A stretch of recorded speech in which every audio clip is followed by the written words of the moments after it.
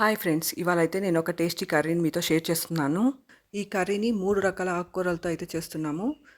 ఇలా చేసుకోవడం వల్ల చాలా హెల్తీ కూడా. ఇందుకోసం పాలకూర, ఇంకా 2 రకాల కూరాకులను అయితే తీసుకున్నాము. వీటినైతే బాగా కడిగేసి తీసుకున్నాము.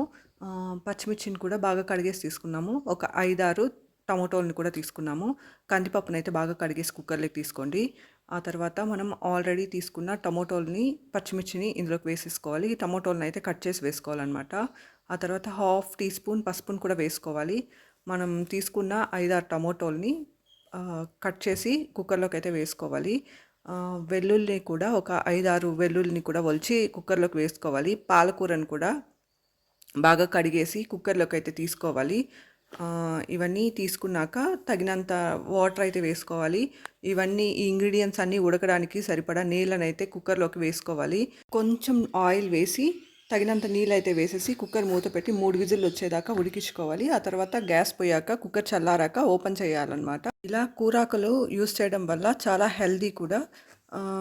ఇలా వాటర్ వేసేసి 3 విజిల్లు పెట్టేసి ఆ తర్వాత ఓపెన్ చేయాలన్నమాట. ఆకుకూర పప్పుతో పాటు చాలా బాగా ఉడికిపోతుందన్నమాట. సో కొద్దిగా చింతపండుని కూడా తీసుకొని నానబెట్టుకోవాలి. కుక్కర్ విజిల్ పోయాకైతే మనం ఈ చింతపండును అందులోకి వేస్తామన్నమాట. సో ఇప్పుడైతే పప్పుతో పాటు ఆకుకూరలు కూడా ఉడికిపోయాయి. సో తగినంత రాళ్ళ ఉప్పుని మనం ఆల్రెడీ నానబెట్టుకున్న చింతపండుని కూడా వేసేసి గరిటెతో బాగా కలిపేసి వెనిపేసుకోవాలన్నమాట. సో అంతే, వెనిపేసుకొని బాయిలింగ్ పాయింట్ వచ్చేంత వరకు ఉడికిస్తే healthy and tasty curry ready. ఇక్కడైతే ఇంకొక ఫ్రైని చూపిస్తున్నాను.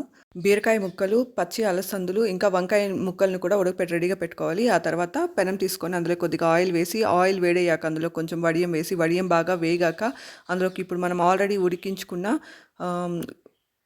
పచ్చి అలసందుల గింజల్ని, వంకాయ ముక్కల్ని, ఇంకా బీరకాయ ముక్కల్ని కూడా వేసేసి బాగా ఫ్రై చేసుకోవాలి. ఆ తర్వాత కొంచెం పసుపు వేసేసి మనం ఆల్రెడీ పొడి కొట్టి పెట్టుకున్న వేరుశనగ గింజల పొడిని వేసేసి బాగా మిక్స్ చేసేసుకోవాలన్నమాట. ఇందులోనే కారం కూడా ఉంటుంది. వేరుశనగ గింజలు వేయించుకునేటప్పుడే దాంతోపాటే మనం ఎండుమిర్చిని కూడా వేయించుకుంటాం అనమాట. సో పల్లీల పొడిని వేసేసి బాగా మిక్స్ చేసేస్తే healthy and tasty curry ready అయిపోతుందన్నమాట. ట్రై చేసి చూడండి. Thank you for watching my video. ఈ కర్రీస్ అయితే చాలా హెల్దీ.